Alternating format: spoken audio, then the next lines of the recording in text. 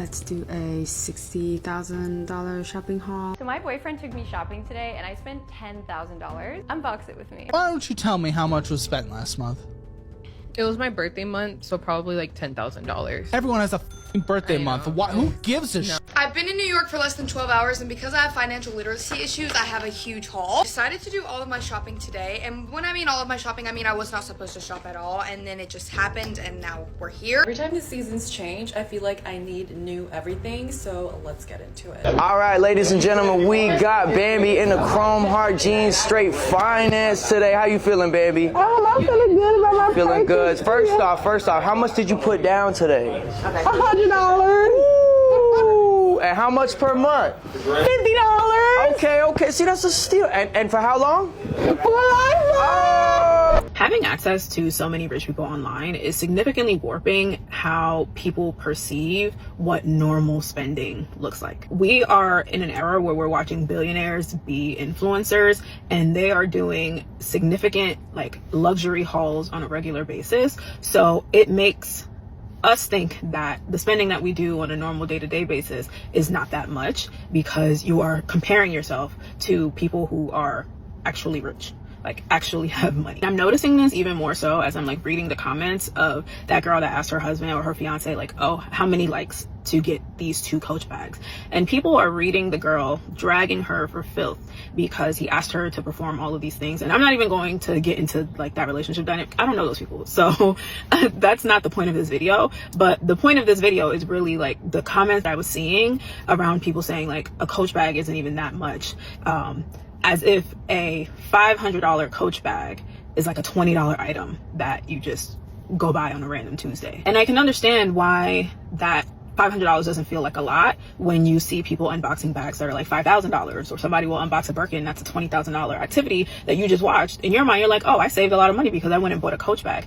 But that's still a lot of money for some people. $500. Me, that I'm here with all of my savings and my investments, I have to think small before I go into a store to buy a $500 bag. So I need us to come back down to earth in terms of how we're spending and how we are perceiving what normal money spending is supposed to be like. And this idea of doing things that you see people buy online is really what leads to overspending and just people being in bad financial situations. Because I've been financial planning for 7 years. I've seen enough bank statements and credit card debt and all of that to realize you can't afford these things that you call people broke for not being able to afford as well. And it's just, I feel it's so irresponsible. And I think that we forget the median household income in the United States is around $60,000. Only 20% of the population make above $80,000.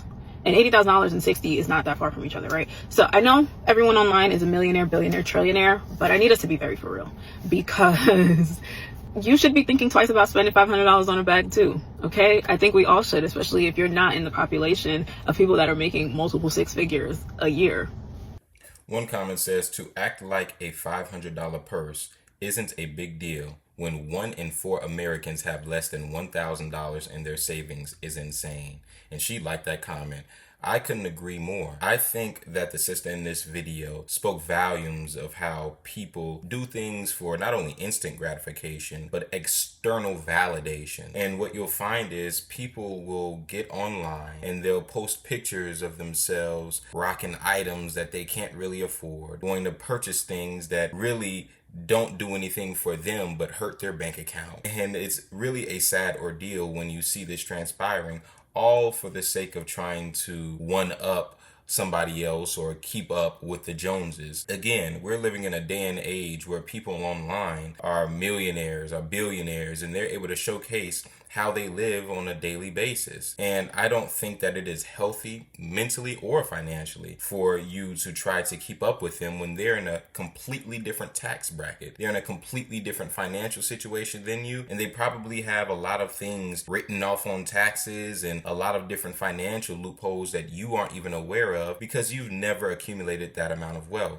And so these are all things that are very important to think about when considering how much money you should spend on any given item, especially a luxury item. Another comment says the median household income is $60K. Say it again for everyone. And somebody else commented saying before taxes. Yeah, that is people's before tax income.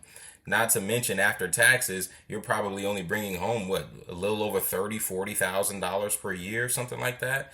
It's really ridiculous. And you're not even considering your groceries. Again, in previous videos, I've mentioned rising insurance rates, the housing crisis, things of that nature that you have to consider before trying to make a big purchase on a luxury item that you truthfully don't need, especially like a $500 purse. And then people in the video were saying that that wasn't expensive. Yeah, I don't know what economy they're living in, but in today's time, $500 is definitely expensive for the average person, especially when that average household income is $60,000.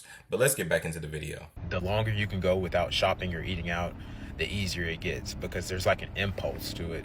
Like you do it and it's almost like a habit. But if you discipline yourself, it gets easier every time you get that urge to want to do it. And I noticed this because like when I was trying not to eat out and I was like just eating out twice a week, 3 times a week, like it was hard for me to want to fight off those cravings. But when I just went cold turkey and I'm like, oh no, I'm not eating fast food at all, or I'm not shopping at all. Every time I want to buy something, I just add it to my cart and come back later. It got easier and easier for me to keep pushing it out and keep pushing it out. And I think a lot of it is like, it's like marketing. Like they try to market products in a way that's almost becomes an addiction to us. And the same thing with the food. Like the food is highly addictive. Like the more you eat it, the more it's on your mind. But like if you could push it back somewhere far in your mind to where it's out of sight, out of mind, then it's a lot easier to fight off those urges to want to eat out and want to go shopping. Or at least that's what I noticed. And it really helps because, I mean, I save a lot of money. I don't count calories, but I imagine I save a lot of calories. You know, there's a big difference between getting like fries that are deep fried that you got through the drive-through and making fries at home, you know, like calorically wise. It's probably better for you to just eat them at home, cut up the potatoes and then make it in the air fryer, the oven, or whatever you want to use. You'll have fiber and then you'll have less fat in it. And then shopping, when you're not shopping as much, you're not spending all your hard-earned cash on like stuff you probably don't even need. A comment says saving becomes addicting too. When you see how much extra money you can save, you want to do it even more. He replied saying, it really does. Just takes discipline to get the ball rolling. Yeah. This brother inside of the video is onto something. When it comes to saving money, it is very important to do so, and it is addicting to do so once you do build that momentum of seeing your bank account increase every time that you decide to put money into it instead of spending it on something that you don't need. And overall, as he spoke of in the video, going out, eating unhealthy foods, that also plays a factor. Much of the food that you receive from outside has a lot of extra fat, has a lot of extra salt, and a lot of the times, especially if it's fast food, you really don't even know what's being put into it. There's a lot of chemicals and GMOs in that as well. And so overall, it's just a better and more pleasant experience to eat at home rather than to spend money outside. Another comment says it definitely gets easier. Someone under them said, totally agree. A 5-pound bag of potatoes costs same as a medium fry. Only need a half tablespoon of oil in the air fryer for hot, fresh fries. Cheaper and healthier. I couldn't agree anymore. Let's continue with the video. I'm 54, and if you're younger and still playing with your finances, let me warn you before it gets real. Your bank account is a mirror. Don't get mad at the reflection. It's not what you spend, it's why you're spending. Think about this. If your income doubled tomorrow, would your habits still keep you broke? You keep saying you want change, but you're addicted to convenience. You can't manifest money with a spending problem. Debt is not a curse. It's a contract, and you keep renewing it with your choices. Stop calling it a treat if it's keeping you trapped. If you wouldn't post your bank account with the same confidence that you post your new outfit, it's time to refocus. You don't need a vacation. You need a financial reset and a nap. The answer isn't found in a raise or more money. It's found in how you treat $100. Don't blame God for the drought when you mismanage the rain. Hope that helps. That sister was just spitting bars in that video. But inside of the comment section, we see debt is not a curse. It's a contract, and you keep renewing it with your choices. I was not ready for that. Yeah, she definitely did her thing with that quotation right there. I agree.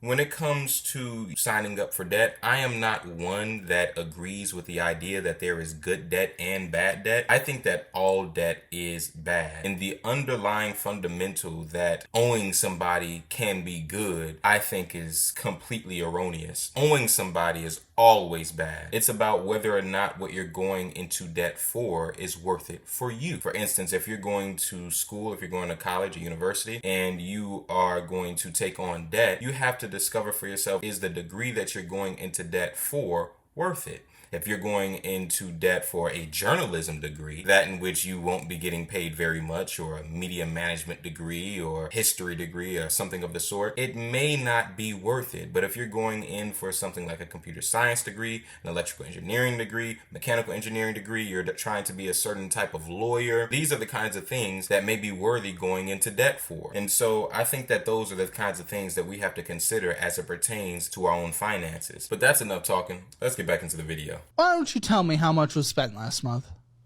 It was my birthday month, so probably like $10,000. Everyone has a birthday month. Why, who gives a No, Also, 26, not even a notable birthday. It's a nothing birthday. It is. It's like your first birthday with the second chapter of your life. Second chapter? What are you like doing? 1 through 25 and then 26. Okay, nothing changed. Okay, well, it was probably like $10,000. How much did you spend this last month? How much was spent? Probably about the 10. Okay, and you find that to be reasonable. Again, 6,500 comes in, and you find 10 to be reasonable? Birthday month. You're aligned with this birthday month thing. It was her birthday. Her birthday. What do I give her about her birthday? You know whose birthday it's about to be? The 2-year-old. And guess what? That 2-year-old's going to grow up and have to take care of their parents because their parents never saved up for retirement. That's another 10 for the kid. Huh? That's another 10 for the kid, basically every birthday. Their birthdays are a The day same day. apart. So it's one day. Do you guys not even give a what I just said? Yeah. Because of your birthday month, your special little 26-year-old, and having barely anything in for retirement. Is this funny? Is this comedic?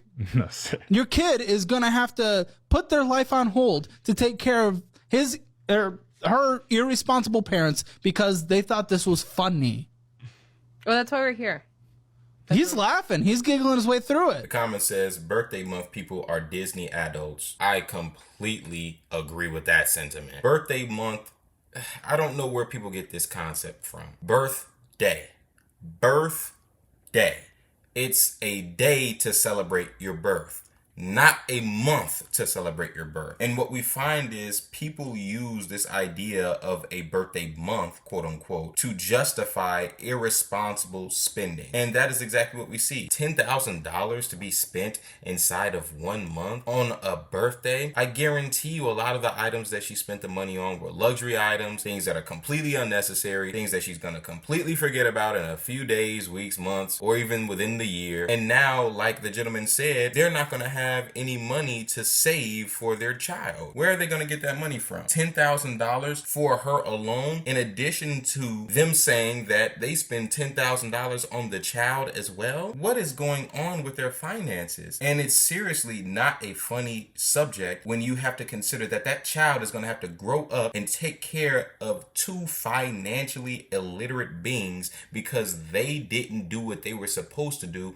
when they were younger. But that's enough. Let's continue with the video. Here's a classic example of people who make a lot of money still being pretty broke. They need the world to know that they're high status people. So in this video, she says that their take home pay is $77,000 every single month because they make $3.7 million per year. Look at those expenses. Just look. I wish I could pause the video. They have a $5.2 million mortgage. Those savings won't even cover half the month if they lose their job. But take a look at these monthly expenses. $75,000 a month. They have a mortgage that costs them $29,500 a month. Look me in the eyes right now and tell me that you have to have a house that's over $5 million. You do not have to have a house worth $5 million in any zip code in the United States. Using the 4% rule and taking the $74,790 a month, they're going to need over $22 million in an investment portfolio before they ever can retire with this kind of lifestyle. $1.2 million that you see right here, that's not going to come close to. These people are in their late 30s. They are going to be a slave to their job until the second that they retire because they're spending so much money on unnecessary crap. I mean, $2,200 a month for a car lease. You make over $3 million a year, you have no excuse to be unable to buy a car cash. Unless you have cash flow issues because of your poor financial decision making, and that's what this looks like to me. I mean, $6,000 a month on shopping. What could you possibly need to be buying? I hate to say it, but these people are very, very broke. They have high incomes, and you might be impressed with the way that they look, but what meets the eye and what meets the bank account is nothing. They barely have $30,000 in savings. That won't even cover them 2 weeks if they lose their job. This just goes to show you that you cannot buy financial sense with a high income. If I were coaching the people in this scenario, what I would tell them is that they need to direct their paychecks to go directly to a fiduciary who's going to give them an allowance. And they're going to tell that fiduciary that they want to live on less than 25% of their income and invest 75% of their take-home pay. They will be work optional in less than 10 years. I guarantee you the freedom of being work optional would make these people more happy than buying all of these high-strung items. Materialism is a disease, and it's ruined more people's finances than any disease ever will. The choice is yours. Choose wisely. The first thing I want to say is that man's glasses were binoculars. But I agree with everything that he said. There's a book called Rich Dad, Poor Dad by Robert Kiyosaki. And he talks about as your income increases, you're supposed to keep your expenses the same, or if not, lower them. This is because a lot of people get into the bad habit of increasing their expenses as their income increases, and then they wonder why they're stuck in a bad position in the long term. This is because they are not exercising proper financial literacy. Keep your expenses low while your income goes high. A comment says $4,000 a month on a personal trainer. Huh? For real, like a personal trainer costs about $400 a month. Another person says, for that amount, I'd have surgery. The creator stated, video says they live in Alpine, New Jersey. I am unfamiliar. Another comment says, $4,000 a month eating out. What, where? Again, $4,000 to eat out? To eat out? Are we joking right now? What are you eating? I don't even know where to go to spend. Well, actually, there are a few places to go to spend $4,000 a month. But that doesn't mean that you should go there to spend $4,000 a month. So my boyfriend took me shopping today and I spent $10,000. Unbox it with me. Start out with my favorite of the day, Bottega Veneta. It was actually my first time in the store and I was surprised because the store itself isn't that cute. I've been dying to have a pair of these. These are in color pistachio. They make your feet look really dainty because of the square end of it.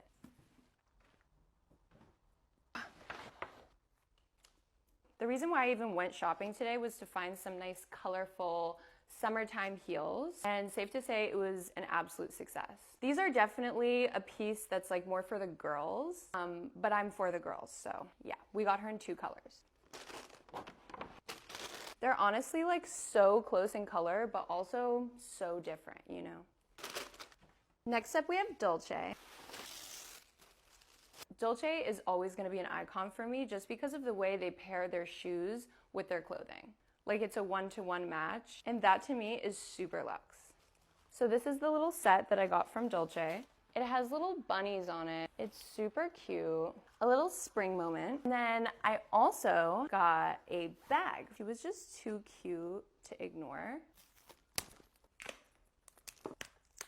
I like my purse straps to be on the smaller side. Like, this is definitely the longest I would ever be comfortable with. It's actually a bit long. And she has really nice structure.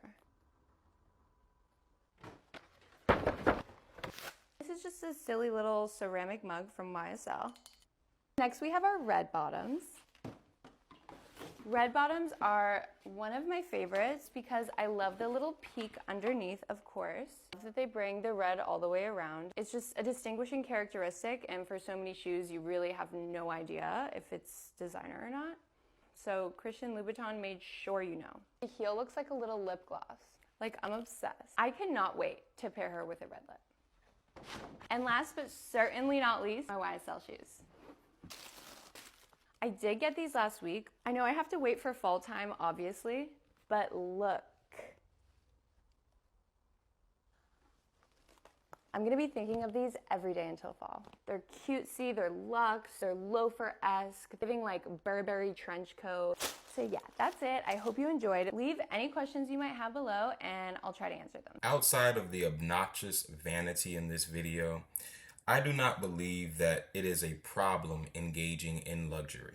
I think that the problem resides in people engaging in luxury at the expense of financial literacy and the overall accumulation of wealth. I think that when you see people that can afford luxury, it is okay to indulge. Afford, according to myself, is being capable of buying this item 3 times over and still being comfortable. Meanwhile, there are individuals that watch these videos online and will go on to try to compare themselves to the individuals on the video and will make themselves feel bad when they are not able to purchase the same items that their favorite influencer might be able to purchase. And I'm here to say that what your influencer represents is a very small portion of the population, a minority within society. Anybody who's capable of spending $10,000 in a month without feeling financial pressure is somebody who is in the upper echelon of the society in terms of their wealth and in terms of their income. So you should not compare yourself to these individuals that you see online because they are not representative of the average person. But I think that overall, people should step away from social media, should step away from media in general sometimes, and learn to get a grip and focus more on their bank accounts and what they can do to improve their own financial well-being. But let's continue with the video. Let's do a $60,000 shopping haul. First up is this Van Cleef bracelet that I'm already wearing because it matches this one, and I want to get the gold one next. And then I got these Chanel loafers. I low-key already wore them because I was walking and my feet hurt and I needed new shoes, so I just got those. And then I got this new Chanel tote bag for traveling. And then I got a new Van Cleef bracelet. This is like the panda one with the diamonds. I wanted to wear it already, but I can't really get it on with my nails right now. Stop there. Like, damn. This is insane. They sent me like every single shade. Literally, obviously not every shade, so I'm gonna give a lot of these away. This one was sent to me, but it is by a mom and daughter shop called Shop Lana, and everything is so cute, and they hand make everything. And I'm so excited to wear these. And I also got these. They're like luggage tags, but I'm gonna tag the seller because they also do other stuff, and it's super cute, and they personalize it for you. Then I just got a bunch of Jo Malone diffusers. I got like 4. And that is it for my tiny haul. And I will see you on the next haul. The comment says, "You got Chanel loafers because your feet was hurting? May this life locate me." See, this is an example of an individual trying to replicate what they see online. It is not a representation of real life. The fact that somebody is willing to spend that much money on some loafers just because their feet was hurting, and honestly, a lot of these designer items aren't that comfortable. They aren't very well made, and they are charging you 200 or 300% more than what it costs to manufacture them overseas. And so overall, I just think that it's a scam. Another comment says, "Spending my salary in one day. Yes, queen." Somebody else says, "Not mad at you, just jealous of you." And again, there is no reason to be jealous. These people are living in a completely different realm out on their own. You need to focus on your own finances and what you can do to better yourself. Let's keep going. Since everyone liked the first one so much, I'm doing a continuation, so welcome back to my worst stupid purchases of 2024. Once again, no one requested this, but I'm riding the high of getting 160,000 views on my last video, so we're gonna pretend like people are knocking on my door to make this. Number 1 in this series is things I bought at consignment stores or resale stores. Not that I liked them, but just because they were like 70% off retail. There's this awesome consignment store by me that I love. And someone dropped off their entire collection of Danielle Guzio wardrobe. Tops, dresses, skirts, all with the tags on. Danielle Guzio is not my wardrobe vibe. Maybe it would have been when I was 21, but it is just not now. But when I was in this store, I was like, wow, these tops retail for $180. But they're selling them here for $40. I might as well get them. Did I like the tops? Not really. Did I see them in my wardrobe? Not really. But they were 70% off retail, and so I had to buy them. Number 1, buying things from consignment stores simply because they're X amount off retail. Number 2, and I hope no one comes at my throat for saying this, Aloe leggings. Not their sweaters, not their sweatshirts, not their sports bras, their legging. I can't tell you how many times that I just loved their e-commerce or their social media ads, and I was like, I've got to have that set. And then I purchased the set, and I like the top, but the leggings are the most uncomfortable, abrasive, ill-fitting, see-through pair of leggings that I've ever put on my body. I would size up a size and they still wouldn't go over my thighs, so I was just getting severe body dysmorphia from these leggings. They're not cute. They were like low-waisted leggings. They would fall down anytime I tried to do any type of workout. And I wish I could show you a pair, but I don't have them in my closet anymore because they were actually making me feel bad about myself. So number 2, Aloe, specifically their leggings. Number 3, bad quality sweaters, specifically sweaters that are like 100% acrylic or polyester or a mix of the two, which obviously these are like everywhere on H&M and Zara, but you would be surprised. You can find an $180 sweater on Revolve, and then if you don't look at the composition and then you get it, those sweaters oftentimes are like 100% acrylic, even if they're cute. I've since cleaned out my closet of any sweaters that are bad material that would shrink after one wash or that I was actually too afraid to wash because of how bad the quality was. But I'm gonna insert some photos of sweaters that I've had my eye on Revolve or like considered purchasing at some point that you would be surprised actually have terrible composition. So number 3, no longer wasting my money on sweaters that I can't wash without fear of shrinking them or ripping a hole in them or all of the above. Number 4, any of those like cheaper Revolve brands. So I'm talking the Super Downs, the More to Come. I was a big fan of these in college, especially when you're trying to find like a cheaper college formal dance. And I'm all about balling on a budget with a cheaper end item, but genuinely this stuff is absolute trash. It's see-through, it's polyester, it's bad for the environment, it's incredibly ill-fitting. I'm sure there's some good hidden gems maybe in there. I never found them. Everything got returned or ended up in a donate pile, or I missed the return window and it sits in my closet. And genuinely, I'm like, why did I not just go on Depop or Poshmark or rent something that was in the same price point of what I was thinking about? So number 4, no longer wasting my money on those trash micro trend brands on Revolve. Number 5, and this is like incredibly niche, but I have a hatred for this stuff, this milk primer, and really milk primers and primers in general. So I am now of the belief that primer for your face before your makeup actually doesn't work. It's like a total placebo effect. But specifically this milk primer, I don't know why I bought this. It's probably one of those times I went into Sephora and was like, what should I buy? What's popular? This stuff is awful. It's like the worst consistency. It foams.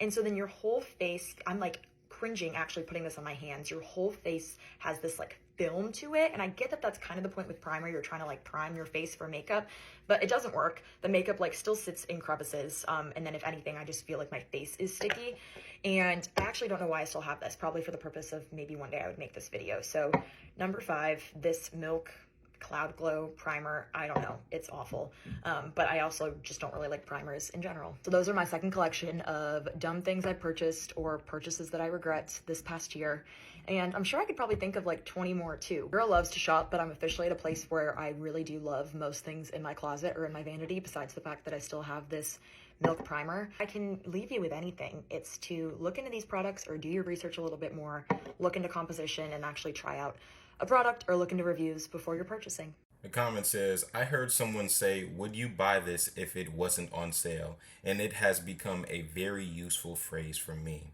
You shouldn't just go out and buy things simply because they are hosting a cheaper price than what they would normally host. I think that that is a surefire way to being broke. And as a result of that, many people go on to become broke because they can't stand themselves when they walk past that sale price and it's much cheaper than what they normally see. Although it is a temptation that many people have, as the brother said in an earlier video, if you keep on putting it off, sooner or later it wouldn't be nearly as impactful on you, and you'll be able to walk through a store without paying attention to a crazy sale price. Another comment says, LOL, this doesn't work on me because then I'm like, but it is on sale. Again, it's just a crazy cycle. Another person says, my problem is that I would buy almost nothing for full price. I'd have like 2 outfits. Another comment says, same. I started asking myself if I wanted this in my space and if I wanted to take care of it. It's been a big help. I think overall people should become more aware of their spending habits, and the more aware you are of them and what your pulls are and temptations are, the more secure you'll be in terms of how you walk outside and spend your money. Let's continue with the video. All right, ladies and gentlemen, we got Bambi in the chrome heart jeans, straight finance today. How you feeling, Bambi? Oh, I'm feeling good about my Feeling good. purchase. First off, how much did you put down today? $100. And how much per month? $50. Okay. See, that's a steal. And for how long? For life.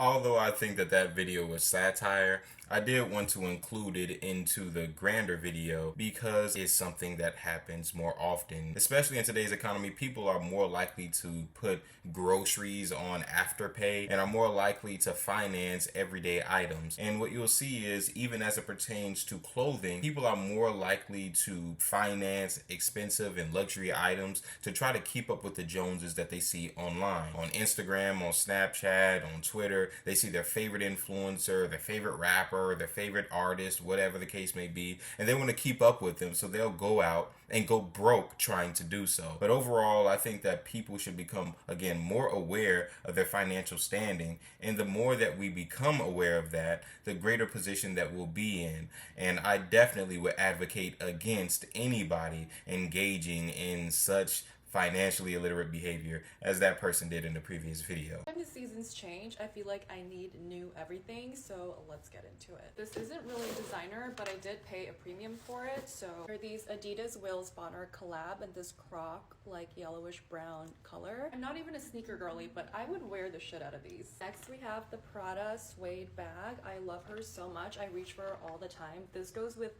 every outfit. Since we're on suede and brown, I got the most stunning coat from Ducey London.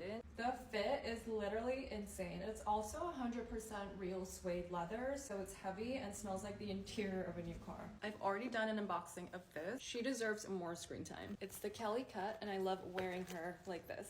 I did get another pair of shoes. It's the Jimmy Choo Sailor Moon collab. They're these Sailor Pluto boots. They're so freaking cute, but a little costumey. I need to figure out how to style these. Lastly, I have these Gucci shades. Love the little diamond G's on this side. I think it's such a cute, elegant touch. It's also so flattering on. I love every single item. You do really need to stop spending so much money though. A comment says, I pray this kind of financial freedom finds me. I will be this rich, and the Prada suede bag is my dream.